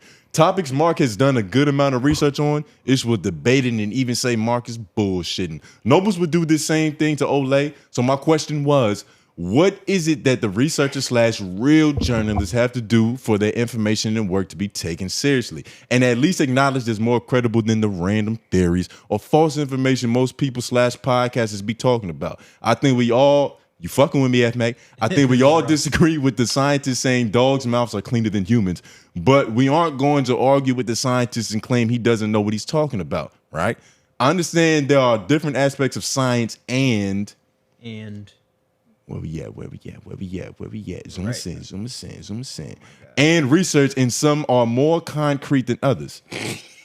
We're gonna get there. We're getting there. Okay. Just know this isn't me, people. This is Mac fucking up. Here it is. Can you go back to the line I was supposed to be at? You're right. Research, and some are more concrete than others. You can't really dispute math or geography, right? But socioeconomic, psychology, etc. are debated heavily. All I'm saying is those who have researched deeply into those things, so much that they went into student debt for a piece of paper saying they're certified. In that field, there has to be something those. Let you scroll down from right there. It's not gonna let them scroll down. Nah. In that field, there has to be something those people can do for the information to be respected and treated more credibly than those who aren't doing the research. Because the certified piece of paper obviously isn't enough. Shout out to Dom from Potty Mouth for talking. Okay. Yeah, shout out to Dom from Potty Mouth for talking. Leak. There's more after that? Yeah. Good God, Leak. It's behind there. It's the third back. All right. Shout out to Dom from Potty Mouth for talking about the pseudo-intellectuals, and shout out Dr. Jared Ball. Hashtag the dark smarts. That's funny. It's a little racial, Leak. Dark smarts is hilarious. I think that the people that you're talking about, yeah, that might have to be it. I think the people that you're talking about need to talk to smarter people. I think that's what it boils down to, dog. Because like you can't get into debates with people who haven't even done the research to understand what you're talking about. Because you're just there's a certain level that the conversation isn't gonna be able to go past because all they have is surface level understanding. But if you're talking to another academic who's done the same amount of research and also happens to disagree, that's the only place that their opinion is gonna be disagreed with but still taken seriously. You gotta talk to smarter niggas. I did think about this question because it was like niggas don't always respect the degree. It doesn't matter how educated they are. I feel like people are just gonna, I don't know if this is just a niggas thing, but I just feel like people are gonna just respect this source that they respect. And they don't care how much validity or credibility somebody else might have. It's just like, well, this is what I believe and it is what it is. You know what I'm saying? Yeah, they're only going to respect the opinions of people with degrees who agree with what they're talking about. Right. Like if you co-sign my bullshit, you smart. Right. But if you go against it based on that research, then based on that research, nigga, you probably got something wrong. You know what I'm saying? Like, how do you know that something new hasn't happened, or why you think you know everything? You know what I mean? So I don't think there's a way for anybody. I don't think there's a way for any for them to get more respect. It's just I don't believe it's gonna happen. I think niggas don't respect the nerds. I don't know. I think what matters most importantly is how you communicate information, not that you know the information. And that gets lost in translation half the time because a lot of people are smart. They just don't know how to like communicate the level of smartness. Like Neil deGrasse Tyson can come off as an asshole to a lot of people because if only he used maybe one word and that was like he is kind of an asshole. He's kind of an asshole. Like he's a little pretentious. If he used the word but, because like the word but is like a but. It's like a very, curiosity type of word. There's no curiosity in his voice. It's just straight, this is what this is what this is, and this is why you're wrong. You're wrong. And if you're coming, most people, want to be told some information in a way that's conducive enough for them and not just like a blanket, Figuring out how people want to receive their information is damn near impossible too. Yeah, because it's different for each person. Right. And then there's a double-edged sword to that because there are people who are stupid but they communicate well enough to trick you. Yeah. And so it's you think they know what they're talking about, but they're not competent. They're just fluent in English. I mean, yeah, look, but it's still, I don't know what is going to make people respect. I don't know. I don't think anything. Honestly. Marketing, nigga. That's like, I think they got to talk to smarter niggas. Oh, I do know. maybe if we highlighted, let's keep it with black people. Maybe if we highlighted black academics more. So like when my mom was growing up, like her generation, a lot of black people only went to college because of a different world. Right? And then they had like intelligent black characters on there to where I bet those niggas were getting a lot of play in real life, like or more respect in real life because there was this popular show on TV. Like it was celebrated. You know what I'm saying? So if we had more stuff like that we could celebrate. We need more HBCUs. We need more entertainment. We need to appeal more on a base level of entertainment to the academics. We need a different world. We need Blackish something. tried to do something like that. Like you remember when the daughter like got her own spinoff show and she went to college? It's Grownish. Facts. It was called Grownish? It's called Grownish. Oh, that's a good point. Yeah. But were there any like iconic characters from there? When Grownish was hot, everybody was an iconic character. Yeah. That is true. Yeah. That shit, Everybody so had their own but it's little over thing. now, right? Like they It's had over that now. one dude that was the new Superfly in there. Yeah, he was on that Disney Channel movie. They had Rev Run's son. I think he was on that shit. JoJo or Diggy? I think it was Diggy. Because he was like, I think he might have been Yeah, on there. Diggy and Lucas Sabata. And that But one fashion before nigga. that, it definitely wasn't Russell. Before that, like it Nigga wasn't lips too just. They can't put him on screens. I gonna be starting real estate school, so yeah. Man. Y'all remember that? So yeah. Y'all know what I'm talking about? Yeah. That shit was funny. Go ahead. my He bad. looked more like his uncle. He literally looks like Russell. Yeah. Yeah. Hopefully he don't have the same taste. But Yeah, same tendencies. yeah. Did we answer that question? I think we did. believe so. Fuck it, we could be back. We could be back. Roscoe. Hashtag office hours. Take a gander. Would you buy these ugly ass shits for your girl if you had money? Would you buy any of these sneakers for yourself if you could afford them? Why don't we criticize white businesses for price gouging like this, but black people want to complain about prices being too high at black businesses, but aspire to buy shit like this with outrageous prices? I'm already with you. Niggas are wrong for that. I'm already with you. No. I get that. So let's look at exactly what you're showing us, though. Surprised this nigga knew how to screen record. See if you can zoom in just a little bit. I don't know if you can on these type of screens. Oh, you can. And what are these prices? Okay, yeah, I see them now. $990. This is ridiculous. I don't even know These are the female which shoes. ones are male shoes and which ones are female I shoes. think these are all women's shoes. 91. That seems pretty reasonable, like a normal price shoe. But the same. That looks almost like the other shoe on the left, and that was 400. Yeah, But the the other spikes one in the was- elevator hill make it cost more. The other one was Margiela. Yeah, nah, this is stupid as well. Yes, nigga, I would buy these shoes, nigga. Nah, Fucking crazy. If you was up, you buy them. Fuck them, nigga. I'm ricked out. Nigga, if I'm up, I'm just buying more. Oh, New these are Rick Balances. Owens.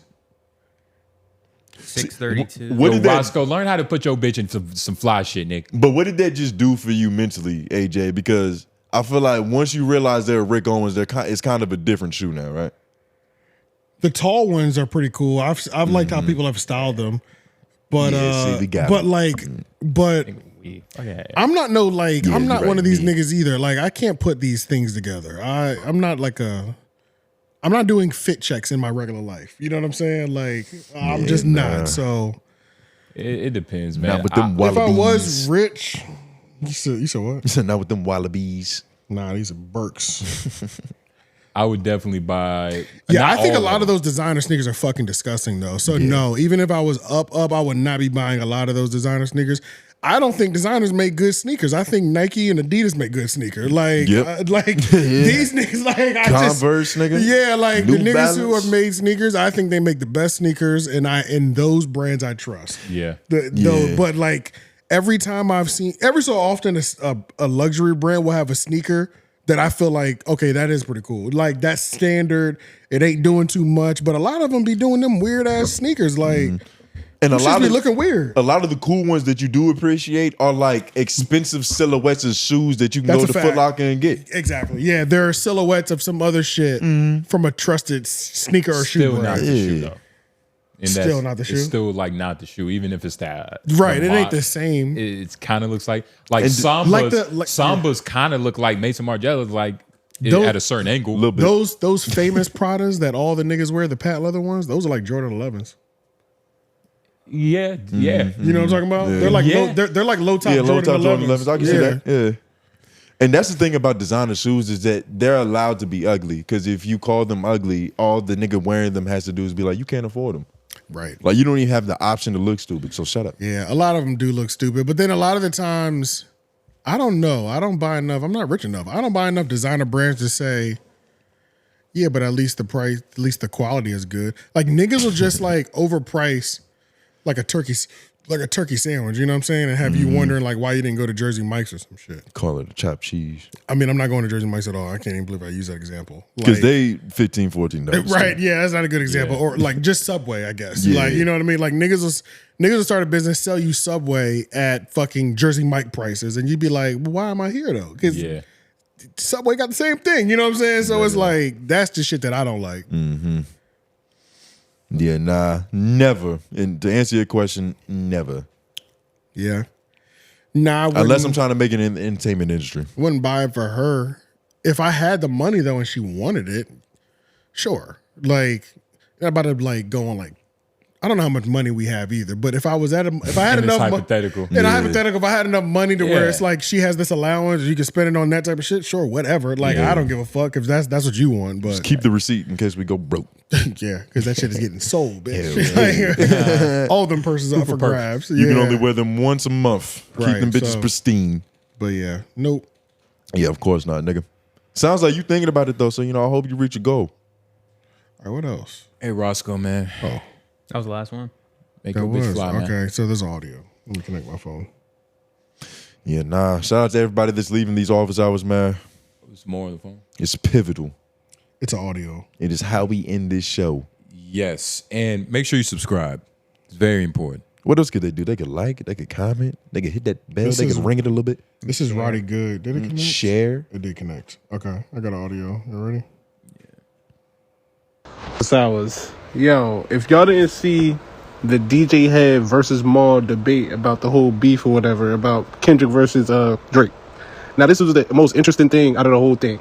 Now, DJ Head asks Maul, when did his relationship become so like it was today with Drake? Now Maul, he says, yo, I've known him for like 10 years. I've known him since like 2012 or something. He said, no, like when did y'all become locked in? And he was like, oh, like a couple years ago, like 3-4 years ago. Now, I'm asking y'all, now, did Drake befriend Maul when he left Joe Budden really to get back at Joe? Like, how do y'all feel about, do you think that this is a genuine relationship or do you think that Drake saw the opportunity to take a former best friend of Joe Budden to get back at him? Now, tell me what y'all think. That's a good question. I wouldn't put it past him because, if you fucking niggas bitch to get back at him, you be best friends with his homie. You're that kind of guy. It depends on your level of temperament. I definitely think Drake has what it takes to do some shit like that. And Drake also strikes me as like a nigga that would like a guy like Maul who talks about like energies around him. Mm-hmm. Like, nah, like I feel that energy like it wasn't pure. Like he sounds like that's the type of group of friends like he'd be consistent of. We don't have no energy. Maul niggas. passes the vibe check. Yeah, right. We don't have no energy niggas like, yeah, I feel the energy from everybody in this room and we're doing good or yeah. We don't have anybody like that. I guess Lauren would be the closest. Yeah. Yeah, white man would be the closest. White man would be the closest. But he's not corny about it. It's real. Yeah, he don't be lighting no sage in that. And he also doesn't be like, yeah, like I really feel a lot of people's energies. Like I feel energy everywhere I go. Like he don't be doing that goofy shit. Like he just be like something's off. Mm-hmm. Yeah. Jamaican superstition. Shout out white man. He's on a mission to Mars right now. Voodoo. Yeah. Yeah. He's about to be the first Jamaican to step foot on Mars. Hell yeah. He on a rocket ship with Gayle King. Literally. Yeah, they facts. up there arguing. I think that's it though. Because that was only the audio that I had. So yeah, that is nowhere near. That's not out of the realm of possibility. Essentially. Yeah, nah. Drake is definitely that catty of a nigga. Yeah. Yeah. That is crazy though. But I don't know. Like Maul. Drake has a lot of time in his day to do some shit like that. You know how much time you have to have in your day to be friend a every nigga time, just because you don't like somebody? That's so much free time. Bro, the people who the famous people that I have talked to or whatever that I don't think have this much time, they have more time than I could ever wrap my mind around. I had no idea because I'm like, man, I'm busy all the time and you're inconveniencing me with your free time. Yeah. Like, you know what I'm saying? I'm like, God damn, It's a different life. Because we It do is. all the same things, but we also have 9 to 5s. Right, yeah. And They exclude that part of their day. That leaves so much room. Yeah, there's so much foundation set that there's like, it's a lot more free time. There's a lot more money coming back from the efforts that they do put out. Yeah. So they have more free time, but it's like, God damn, man. Of all people, man, you got a lot of time. Like, I thought you worked harder than this. We're talking about this? Yeah. And you watched the whole thing. That shit was 4 hours, nigga. Yeah. I know there was a deal you could have closed in them 4 hours. Yeah. And I wonder if it's a part of just the lifestyle. Like, niggas be on planes, taking long trips. Like, they just so happen to find little pockets. You're not driving. Of just consistent, Yeah. like, all right, let me lock in on this bullshit. I gotta take care of myself. I heard somebody talking and they were pretty much saying like how a driver's beneficial because you can get more work done in that time that you would be driving. Like that's how they look at having a driver. It's more time that you don't have to text and drive. You can be on your sending emails and Write some lyrics. and writing. Yeah. Yeah. I see that too, but yeah. It's like having a Tesla, nigga. But niggas do be having a lot of time, so we can never underestimate a famous nigga's free time in a day. Like, dude, never sleep on that shit. Like, these niggas be having time, bro. Yeah, they make their schedule. Yeah, essentially. They can organize for bullshit. Right. They can slack for a day and then make up those 2 days in a couple hours if they wanted to. So, And half these niggas don't even have like real consistent jobs. Like at least like if we talking about like that is true. Like somebody like 𝙬𝔦𝔐𝔦𝔑 has to be on the radio. He has a every place morning. to be every day. That's a fact. But a lot of these niggas are artists or like movie stars. Like at a certain point, your day is fucking open. Yeah. No, that's a fact. Yeah. It's like all your schedule is a scattered calendar of time of engagements in places you have to be at those specific times. Yeah. But it's not Monday through Friday, Tuesday, Wednesday, Thursday. Yeah. Because they're not getting paid hourly. Like it's not quantitative work. The Joe Budden podcast is a strict schedule, I would say. Like, that's as close as you get to like a daily jobber, but you're not, you know what I mean? And even like, that's like what, a couple hours, maybe 2-3 days a week? Yeah, it's like 3 days a week, I think. You know I think what I they mean? film like 3 days a week, 2 or 3 days. I can't remember. That leaves so much fucking time. That's a lot of days. That's 4 days of nothing planned. Right. And you're there for 3 to 4 hours at a time, 5 hours. That's 5 hours max. That's the morning. It's 24 in a day, nigga. Because they normally start at around like 10 a.m. They're not there all night. Sometimes they'll shoot a nighttime shit, but yeah, it's a nice schedule. For sure. You know, niggas are gentlemen of leisure. Yeah. Yes. Niggas be having time. Yeah. We're working our way up. I was about to say, like and subscribe so we can have more time for y'all. Dead ass. It's not, seriously. But yes. Make sure y'all please do y'all job. Like, share, subscribe, do everything y'all can to make us happy. Because we gonna make y'all happy. That's the relationship we have here. But appreciate y'all. Share, subscribe, hashtag office hours. Y'all made it through. Please comment down below your hashtag office hours or leave them in the Discord or you can send them the Menace Material page. Or AJ's DMs. That's it. J Oh, Noblez. yeah. Groovy. AJ the Menace. And back on the boards. Still me. Homeroom University. White man in space. And we're at.